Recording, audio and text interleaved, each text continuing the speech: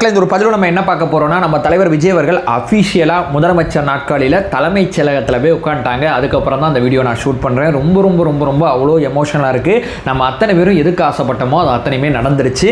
So கண்டிப்பாக சொல்கிறேன், ஒரு நல்ல நிர்வாகத்தை நம்ம தலைவர் கொடுப்பார். முதல்ல வீடியோ ஆரம்பிக்கிறதுக்கு முன்னாடி நம்ம தலைவருக்கு ஒரு வாழ்த்துக்களை தெரிவிச்சுட்டு இந்த பதிவுக்குள்ளே போக ஆரம்பிச்சிடலாம். இந்த பதிவுக்குள்ளே நான் என்னென்ன பேசணும்னு நினைக்கிறேன்னா, நான் ஒரு 5 விஷயங்கள் பேசணும்னு நினைக்கிறேன். 2 சர்ச்சையை திட்டமிட்டு உருவாக்குறாங்க, முடிச்சு விட்டலாம் அந்த வீடியோவில். அதுக்கப்புறம் 3 பியூட்டிஃபுல்லான ஒரு விஷயத்தை, இது வரைக்கும் யாரும் பண்ணாத ஒரு விஷயத்தை தலைவர் விஜய் அவர்கள் பதவி இருக்கிற விழாவில் பண்ணியிருக்காங்க. அதை பற்றி நான் கொஞ்சம் டீட்டெயிலாக பேசணும்னு நினைக்கிறேன். ஏன்னா அந்த 3 விஷயங்கள் எடுக்கக்கூடாது அப்படிங்கிறதுக்காண்டி தான் இந்த 2 சர்ச்சைகளை முன்னாடி கொண்டு வந்து நிப்பாட்டுறாங்க. அதே நேரத்தில் 3 மிக மிக விவாதிக்க வேண்டிய விஷயத்தை இந்த வீடியோ மூலமாக பார்க்க ஆரம்பிக்கலாம். உற்சாக வணக்கங்கள், வாங்க பதிவுக்குள்ளே போகலாம். முதல் விஷயம் மக்களே, அதாவது ஒரு பாடல் சர்ச்சை அப்படிங்கிறது சன் நியூஸ்லேருந்து ஆரம்பித்தாங்கன்னு நினைக்கிறேன். சன் நியூஸ் தான் முதல்ல போட்டாங்க. அதுக்கப்புறம் வந்து தம்பிகள் வந்து என்ன பேச ஆரம்பித்தாங்கன்னா, 3வது இடத்துக்கு தமிழ் தாய் வாழ்த்தை தள்ளிட்டாரு விஜய், இதுதான் விஜய் தமிழை காக்கிற லட்சணமா அப்படின்னு அவங்க ஒரு பக்கம். உடன்பிறப்புகள் பார்த்தீங்கன்னா, சட்டசபையில் இதே மாதிரி பாடல் பஞ்சாயத்து வரும்போது முன்னாள் முதலமைச்சர் அந்த மு.க. ஸ்டாலின், அதாவது ஆர்.என். ரவியை ஊற விட்ட வரலாறுங்க தமிழ்நாட்டில். பதவி ஏற்கும் போதே மாநில சுயாட்சியில் ஆளுநர் சொல்கிறத கேட்டுட்டு மண்டையாட்ட ஆரம்பிச்சிட்டாரு. இதனால தாங்க சொல்கிறேன், ஸ்டாலினை தாண்டி வேற யாரும் பண்ண முடியாது, செய்ய முடியாது அப்படிலாம் பேசிட்டு இருக்காங்க. அப்படியாங்க, இதான் விஷயமா அப்படின்னு சொல்லி நம்மளும் வந்து ஸ்டாலின் அவர்கள் முதலமைச்சராக பதவி ஏற்றுக்கிட்டார்ல 2021, அந்த சமயத்தில் என்ன நடந்துச்சுன்னு சொல்லி அந்த வீடியோலாம் செக் பண்ணி பார்த்தா, முதல்ல தேசிய கீதம் பாடுறாங்க, அதுக்கப்புறம் தான் தமிழ் தாய் வாழ்த்து பாடுறாங்க. இப்போ வந்தே மாதரம் அப்படிங்கிறத சேர்த்து ஏன் பாட ஆரம்பிச்சிருக்காங்கன்னா, 3 நாளைக்கு முன்னாடி மத்திய அமைச்சரவை என்ன சொல்லியிருக்காங்கன்னா, வந்தே மாதரத்துக்கு தேசிய கீதத்துக்கு இருக்கக்கூடிய அதே ரெஸ்பெக்டை நீங்கள் கொடுக்கணும் அப்படிங்கிற ஒரு விஷயத்தை சொல்லியிருக்காங்க. அதனால தான் வந்தே மாதரம் அப்படிங்கிறது இப்போ சேர்த்து பாடியிருக்காங்க. அதாவது சட்டசபையில் என்ன மாதிரி நடைமுறை இருக்கணும், யார் என்ன பண்ணணும், யார் முதல்ல பேசணும், எந்த மாதிரி நடைமுறைகளில் அங்கே பாடல் போடப்படணும், அது எல்லாமே வந்து சபாநாயகர் தான் முடிவு பண்ணுவார். சபாநாயகர் என்றைக்குமே ஓரளவு பார்த்தீங்கன்னா அந்த சபையை நடத்தக்கூடிய சபாநாயகர் ஒரு ஆளுங்கட்சி சார்பாக தான் இருப்பார். ஆளுங்கட்சியோட முதல்வர் என்ன ஆசைப்படுறாரோ அது அடிப்படையில் தான் அந்த சபையானது திட்டமிட்டு நடத்தப்படும் அப்படிங்கிறது தான் யதார்த்தமான உண்மை. அந்த சபையில் நம்ம என்ன வேணால் பண்ணலாம், எப்படி வேணால் பாட்டு போடலாம், நீதிமன்றம் உள்ளே வரவே முடியாது. நடைமுறையை எதிர்த்து நீங்கள் நீதிமன்றத்தில் வழக்கே போட முடியாது அப்படிங்கிறது தான் யதார்த்தமான உண்மை. அதே நேரத்தில் ஒரு முதலமைச்சர் வந்து பதவியேற்க போறாங்க அப்படிங்கிற ஒரு நிகழ்வில் ஆளுநர் மாளிகையில் இருக்கக்கூடிய ஆளுநரோட செயலாளர், அதே நேரத்தில் தலைமைச் செயலாளர் 2 பேர் சேர்ந்து திட்டமிடுவாங்க. இங்கே நமக்கு ரோல் கிடையாது. ஏன்னா இப்போதான் நம்ம பதவி ஏற்க போறோம். நம்மளோட விழாக்கள் அத்தனையிலுமே நம்ம என்ன நடைமுறையை ஃபாலோ பண்ணுவோம்னா, முதல்ல தமிழ் தாய் வாழ்த்தை போட்டு ஆரம்பிப்போம், அதுக்கப்புறம் ஜனகணமனாவை போட்டு தேசிய கீதத்தை போட்டு முடிப்போம். இதுதான் நம்ம புரோட்டோகால். ஆனால் இப்போ இந்த வந்தே மாதரம் அப்படிங்கிறத பாஜக நிறைய புஷ் பண்ண ஆரம்பிச்சிருக்கு. ஏன்னா இந்த வந்தே மாதரம் சர்ச்சையானது சுதந்திர இந்தியாவுக்கு முன்னாடியே இருந்துச்சு. வந்தே மாதரத்தில் ஒரு குறிப்பிட்ட மதத்தை, அதாவது வந்து இஸ்லாமிய மதத்தை வந்து ஒரு குறிப்பிட்ட நாவல் அடிப்படையில் சில விஷயங்கள் இருக்குது அப்படிங்கிறதா இருக்கட்டும், வந்தே மாதத்தில் ஒரு பெண் தெய்வத்தை வழிபடுற மாதிரி இருக்குது, நாங்கள் வந்து அல்லாவை தாண்டி வேற யாரையுமே வழிபட மாட்டோம், எங்களுக்கு ஒரே ஒரு கடவுள் மட்டும்தான் இருக்காங்க அப்படின்னு சொல்லி தான் இஸ்லாமியர்கள் நிறையா சொல்லுவாங்க. அதனால அப்பயே வந்தே மாதரம் வேணாம், அதில் வந்து மத சார்பு இருக்குது, அதை ஏன் நம்ம இன்னொரு மதத்துக்குள்ளே புஷ் பண்ணணும், அதை நம்ம நவத்தி வச்சுட்டு தேசிய கீதத்தை அங்கீகரிப்போம்னு சொல்லி தான் எல்லாருமே இங்கே தேசிய கீதம் பாடிக்கிட்டு இருக்காங்க. ஆனால் பிஜேபிக்கு என்றைக்குமே வந்து சிறுபான்மை மக்களை போயிட்டு தொல்லை பண்ணுறது இவங்களுடைய ஒரு புரோட்டோகாலாகவே இருக்குது, இவங்களுடைய வழக்கமாகவே இருக்கு. நீ வந்தே மாதரம் பாடித்தான் ஆகணும் அப்படிங்கிறத இவங்க என்ன பண்றாங்க, மத்திய அமைச்சரவை மூலமா ஒப்புதல் கொடுக்குறாங்க. ஒரு கவர்னரோட நிகழ்வு, ஒரு குடியரசுத் தலைவரோட நிகழ்வு, அல்லது பிரதமர் அல்லது பாஜக சார்புள்ள நபர்கள் அத்தனை பேரும் ஏதோ ஒரு நிகழ்வில் இருந்தாங்கன்னா இந்த பாடல் பாடி தான் இனிமேல் செய்வாங்க. ஆனால் தமிழ்நாடு முழுக்க முழுக்க பார்த்தீங்கன்னா மதச்சார்பின்மை அப்படிங்கிற இடத்துல இருக்கும்போது ஒரு மதத்தினர் இந்த பாடல் மூலமாக கஷ்டப்படுறாங்க. இதை ஒரு அரசாங்கத்தோட பாட்டாக பாடினா நிறைய பேர் கஷ்டப்படுவாங்க. நம்ம ஒருபோதும், அதாவது காங்கிரஸ் கட்சியாக இருக்கட்டும், தலைவர் விஜய் அவர்கள் வந்து முதலமைச்சர் ஆகும்போதும் அந்த விழாவை நீங்கள் நல்லா கவனித்து பார்த்தீங்கன்னாலும் ராகுல் காந்தி அவர்களும் பாடியிருக்க மாட்டாங்க, முதலமைச்சர் விஜய் அவர்களும் பாடியிருக்க மாட்டாங்க. 2 பேரும் பாடாமல் அமைதியாக நின்றுட்டு இருப்பாங்க. ஆளுநரோட புரோட்டோகால் அடிப்படையில் இது நடக்குது அப்படிங்கிற அந்த புரிதல் அவங்க 2 பேருக்குமே இருக்குது. அதுக்கப்புறம் சபாநாயகர் வந்து இந்த சபைக்கு வருவார்ல ஆளுநரா, அப்போது நம்ம யாரு அப்படிங்கிறத அவர் காமிச்சிருவோம் அப்படிங்கிறதா நான் சொல்ல வர்ற யதார்த்தமான உண்மை.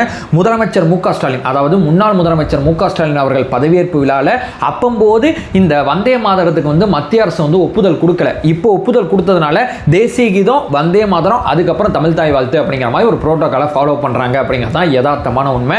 இது வந்து நம்ம வந்து சட்டசபையில் சரி பண்ணிக்கலாம். நம்மளுடைய நிகழ்ச்சிகள் அத்தனையுமே நடக்கும்போது ஒரு குறிப்பிட்ட மதத்தினர் இந்த பாட்டால் கஷ்டப்படுறாங்கன்னு அவங்க ஃபீல் பண்ணாங்கன்னா அதை ஏங்க பாடணும், விஷயம், கடந்து போனால. இதுதான் நான் சொல்ல வர்ற மிக முக்கியமான விஷயமா இருக்குது. இது நம்பர் 1. நம்பர் 2, ஆட்சிக்கு வந்தோடனே மின்சாரம் வந்து ஃப்ரீயாக தரேன் 200 யூனிட்னு சொன்னாருங்க. ஆனால் இப்போ வந்து 500 யூனிட் இருக்கக்கூடிய அந்த மின்சாரத்தை பயன்படுத்துகிற குடும்பங்களுக்கு மட்டும்தான் 200 யூனிட் அப்படிங்கிற விஷயத்தை தலைவர் விஜய் அவர்கள் வந்து முதல் கையெழுத்தாக வெளியிட்டிருக்காங்க, போட்டிருக்காங்க. அப்படிங்கிறது ஒரு மிகப்பெரிய சர்ச்சையாக பேசப்படுது. தகுதி வாய்ந்த சில குறிப்பிட்ட குடும்பங்களுக்கு மட்டும்தான் நாங்கள் இதை கொடுப்போம்னு சொன்னாங்க. அந்த தகுதி வாய்ந்த அப்படிங்கிறது 500 யூனிட் பயன்படுத்துகிற குடும்பங்களுக்கு 200 யூனிட் ஃப்ரீ, 300 யூனிட்டுக்கு மட்டும் காசு கட்டினா போதும். 500 யூனிட்டுக்கு மேலே ஒரு குடும்பம் பயன்படுத்தினாவே அந்த குடும்பத்தில் வந்து நிச்சயமாக சொல்கிறேன் ஏகப்பட்ட உபகரணங்கள் இருக்கும். மேபி ஏசி இருக்கலாம், லிஃப்ட் இருக்கலாம், அந்த மாதிரி ஏகப்பட்ட விஷயங்கள் இருக்கும்.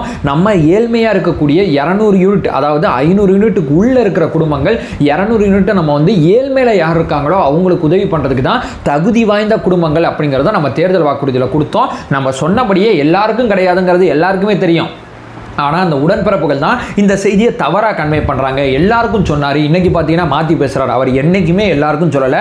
தகுதி வாய்ந்த குடும்பங்கள் அப்படிங்கிறது தான் தேர்தல் வாக்குறுதியில் இருக்குது. அந்த தகுதியை ஆட்சிக்கு வந்த பிறகு நிர்ணயிக்கிறாரு 500 யூனிட் அப்படின்னு சொல்லி. இந்த மாதிரி ஒவ்வொரு வாக்குறுதியிலுமே தகுதி வாய்ந்த அப்படிங்கிற வார்த்தை இருக்குது. அந்த தகுதியை ஆட்சிக்கு வந்த பிறகு இங்கே இருக்கக்கூடிய விஷயங்கள் அத்தனையுமே பார்த்து அவர் வந்து நிர்ணயிப்பார் அப்படிங்கிறது நான் சொல்ல வர 2வது மிக முக்கியமான விஷயமா இருக்குது. இது 2வது விஷயங்க. இப்போ 3வது மிக முக்கியமான விஷயங்க. ஆட்சிக்கு வந்தோடனே பொதுவாக என்ன பண்ணுவாங்க, தலைமைச் செயலகம் போவாங்க, கையெழுத்து போடுவாங்க, அந்த மாதிரி தான் பண்ணுவாங்க. ஆனால் தலைவர் விஜய் அவர்கள் கட்சியை தனித்து ஒரு வித்தியாசமான யூகம் அடிப்படையில் நடத்தினாரா, ஆட்சியை அதே மாதிரி தான் நடத்துவாருங்கிறது என்னுடைய பெரிய கணிப்பாக இருக்குது. ஏன்னா இவர் பதவியேற்பு விழாலே ஒரு 15 நிமிஷம் ஒரு கான்ஃபிடண்டான ஒரு ஸ்பீச்சை பார்த்தீங்கன்னா கொடுத்துட்டாங்க.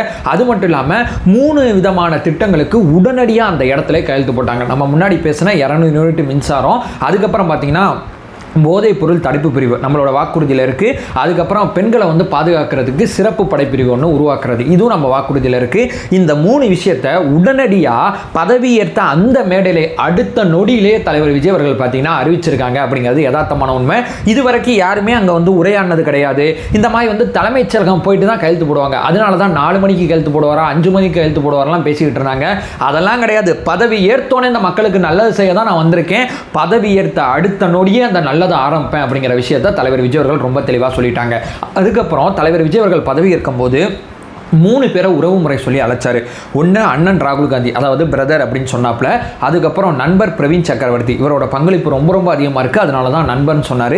அதுக்கப்புறம் அண்ணன் திருமான்னு சொன்னாருங்க. ஏன் தெரியுமா, அவர் மேலே நம்ம தோழர்கள் நிறைய பேர் கோவத்தில் இருந்தாங்க. நேற்று கூட நான் ஒரு வீடியோ போட்டிருந்தேன். டிமாண்ட்லாம் அவர் எதுவும்லாம் கேட்க மாட்டாருங்க, அவர் அப்படி கிடையாதுங்கலாம் நான் சொல்லியிருந்தேன். ஆனால் நிறைய பேர் டிமாண்டு கேட்டான்னு சொல்லிட்டு இருந்தாங்க. அது எல்லாமே ஊடகத்தால் பரப்பப்படுற போலின்னு நான் சொல்லியிருந்தேன். ஏன்னா அவர் இப்போ வெளியிலேருந்து நமக்கு ஆதரவு தரவர். நம்மளுடைய நிர்வாகம் சிறப்பாக அமையும் போது நிச்சயமாக சொல்கிறேன் அமைச்சரவையில் அவர் பங்கேற்பார், கூடிய விரைவில் எழுதி வச்சுங்க அப்படிங்கிறது என்னுடைய யதார்த்தமான உண்மை. ஸோ பர்சனல் கனெக்ட் அவருக்கு திருமா அவர்கள் மேலே இருக்கிறதுனால தான் அண்ணன் திருமா அப்படிங்கிற ஒரு விஷயத்த சொல்லியிருக்கார் அப்படிங்கிறது நான் சொல்ல வர மிக முக்கியமான விஷயம். அதுக்கப்புறம் தலைவர் விஜய் அவர்கள் எடுத்த மிக முக்கியமான முடிவு வெள்ளை அறிக்கையை வெளியிடுவேன் அப்படிங்கிற அந்த வார்த்தை. நிறைய பேருக்கு இது என்ன வெள்ளை அறிக்கைனா என்ன அப்படின்னு சொல்லி கேட்பீங்க. வெள்ளை அறிக்கை வெளியிட்டா இதுக்கு முன்னாடி இருந்த கவர்மெண்ட் என்னென்ன பண்ணி வச்சுருக்காங்க, எவ்வளோ கடன் வாங்கி வச்சுருக்காங்க, துறை வாரியாக என்னென்ன பண்ணியிருக்காங்க, எது நிலுவையில் இருக்குது, இந்த துறையை எப்படி சரி பண்ணுறதுக்கு என்னென்ன மாதிரி ஆலோசனைகள் இருக்குது, இது எல்லாமே ரொம்ப தெளிவாக ரொம்ப டிரான்ஸ்பரண்ட்டாக நமக்கு தெரிய வந்துடுங்க. ஆகா, இவங்க வந்து இரட்டை வளர்ச்சின்னு சொல்லி இந்த மாதிரி உருட்டியிருக்காங்க, இவங்க வெளிநாட்டு முதலீடுன்னு சொல்லி இந்த மாதிரி உருட்டியிருக்காங்க, வேலை வாய்ப்பு இவ்வளோ கொடுத்தோம் அவ்வளோ கொடுத்தோம்னு சொல்லி உருட்டினாங்க, ஆனால் உண்மை இதுவாக தான் இருக்குன்னு சொல்லி என்னென்ன சொல்லியிருக்காங்க, என்னென்ன செயல்படுத்தியிருக்காங்க, எந்த நிலைமையில் இருக்குது அப்படிங்கிறது மக்களுக்கு முன்னாடி வெளிப்படையாக வச்சுட்டு இங்கேருந்து இந்த கவர்மெண்ட்டை நான் இழுத்து கொண்டு போகிறேன் அப்படிங்கிறத தலைவர் விஜய் அவர்கள் ரொம்ப தெளிவாக சொல்லிட்டாங்க. இது ரொம்ப ரொம்ப ரொம்ப ரொம்ப வரவேற்கக்கூடிய ஒன்று. இதுவரைக்கும் யாரும் செய்யாத விஷயத்தை மேடையிலே தலைவர் விஜய் அவர்கள் ரொம்ப தெளிவாக சொல்லிட்டாங்க. கூடிய விரைவில் இந்த திமுக உருட்டின பல்வேறு விதமான நாங்கள் பயங்கரமான ஆட்சி கொடுத்தோம்லாம் சொன்னாங்கல்ல, குளத்தூரில் தோக்கும் போதெல்லாம் பயங்கரமாக பேசுனாங்கல்ல, அந்த விஷயங்கள் அத்தனைக்குமே வெள்ளை அறிக்கையில் வந்து மானே தேனே பொன்மானேலாம் இருக்காது, முழுக்க டேட்டா தான், எல்லா தகவலுமே அதில் இருக்கும். அந்த தகவல் அடிப்படையில் போன 5 வருஷம் ஆட்சியை இவங்க என்ன கிழிச்சிருக்காங்க அப்படிங்கிறது நம்மளால் தெளிவாக ஆழமாக பார்த்துட முடியும். இவங்க உருட்டு அத்தனைக்குமே முற்றுப்புள்ளி வைக்கும் விதமாக வெள்ளை அறிக்கையை வெளியிட்டு அதிகாரத்துக்கு வர்றேன், அதிகாரத்துக்கு வந்து இந்த அதிகாரத்தை நான் அடுத்த லெவலுக்கு கொண்டு போகிறேங்கிற ஒரு சேலஞ்சோட தலைவர் விஜய் அவர்கள் தன்னுடைய கவர்மெண்ட் ஆரம்பிச்சிருக்காங்க அப்படிங்கிறது இங்கே பிரதானமானதாக இருக்குது. நிறைய பேர் வருத்தப்பட்டீங்க, நம்ம பதவிக்கு வந்தோன்னே சில பேர் வந்து அது என்ன வீச்சருவாவா வெட்டருவாளா அது என்ன கத்தியா என்னன்னு தெரில, அதை வச்சு ஒருத்தர் கேட்க வெட்டினார். அதுக்கப்புறம் வேறு சில நிகழ்வுகள்லாம் வந்தோன்னே பதவிக்கு வந்தோன்னே நம்ம இந்த மாதிரிலாம் ஆடக்கூடாதுங்க, நம்ம திமுகவை இதுக்கு தான் திட்டணும், நம்ம இந்த மாதிரி பண்ணால் சரியாக இருக்காதுன்னு சொல்லி தலைவர் விஜய் அவர்கள் கவனத்துக்கு இந்த மாதிரி சில செய்திகள் போகும்ல, உடனடியாக சொல்லிட்டாரு மக்களுக்கு நல்லது பண்ண தான் நான் வந்திருக்கேன், அதை பண்ணுறான் தான் என் கூட இரு, வேறு எது என்ன உனக்கு இருந்துச்சுன்னா எரேஸ் பண்ணிட்டு உள்ளவா அப்படிங்கிற விஷயத்த தலைவர் விஜய் அவர்கள் ரொம்ப தெளிவாக சொல்லிட்டாங்க. நான் ஊழல் பண்ண மாட்டேன், ஊழல் பண்ணவும் விட மாட்டேன். இந்த விஷயத்தை இது வரைக்கும் ஆட்சிக்கு முன்னாடி பேசுவாங்க, ஆட்சி கட்டில் ஏறினோன்னே தலைவர் விஜய் அவர்கள் சொல்லிட்டு தான் இந்த விஷயத்தை செஞ்சிருக்காங்க அப்படிங்கிறது யதார்த்தமான உண்மை. நல்ல கவர்மெண்டா ஒரு நியூ எரா அப்படிங்கிறது உருவாக போகுது அப்படிங்கிறது என்னால் அந்த வைபை உணர முடியுது. நிச்சயமாக சொல்கிறேன், உங்களாலே அந்த வைபை உணர முடிஞ்சிருக்கும் அப்படிங்கிறது என்னுடைய தனிப்பட்ட நம்பிக்கையாக இருக்குது. நிறைய வீடியோக்களில் தலைவர் விஜய் அவர்கள்னே பேசி பழகிட்டேன். இனிமேல் முதல்வர் விஜய் அவர்கள் அப்படிங்கிறது நான் பேசி இனிமேல் ஆரம்பிக்கிறேன். இந்த வீடியோக்களிலே நிறையா தலைவர் விஜய் அவர்கள் சொல்லிட்டேன்னா கூடிய சீக்கிரம் முதல்வர் விஜய் அவர்கள் சொல்ல ஆரம்பிக்கிறேன் அப்படிங்கிறது நான் சொல்ல வர்ற மிக முக்கியமான விஷயமா இருக்குது. அதை சொல்லிட்டு இந்த 5 விஷயங்கள் நான் நோட் பண்ணேன், வேறு ஏதாவது நீங்கள் நோட் பண்ண விஷயங்கள் இருந்தால் வீடியோக்களை கமெண்ட் பண்ணுங்கள், நம்ம தொடர்ச்சியாக உரையாடலாம். அந்த ஒரு விஷயத்தை சொல்லிட்டு இந்த வீடியோ நான் என் பண்ணிக்கிறேன். நம்மளோட சேனலை ஃபர்தராக ஃபாலோ பண்ணிங்கன்னா அரசு நிர்வாகத்தில் என்னென்ன மாதிரி விஷயங்கள் இருக்கோ அத்தனையுமே நம்ம கொண்டு வரோம். இது சரி, இது தப்பு, தலைவர் விஜய் அவர்கள் முதல்வர் விஜய் அவர்கள் வந்து இங்கே இப்படி பண்ணியிருக்காருங்க, முதல்வர் விஜய் அவர்கள் இங்கே வந்து இப்படி பண்ணிட்டாருங்க, எதுவாக இருந்தாலும் ஆவணப்படுத்துறது இனிமேல் நம்மளுடைய வேலையாக இருக்கும் அப்படிங்கிற ஒரு விஷயத்தை சொல்லிட்டு இந்த வீடியோ நான் என் பண்ணிக்கிறேன். நம்மளோட ஒரே நோக்கம் அறியாமை அகற்ற வேண்டும், அறியாமை அகற்றப்பட வேண்டும். Thank you so much.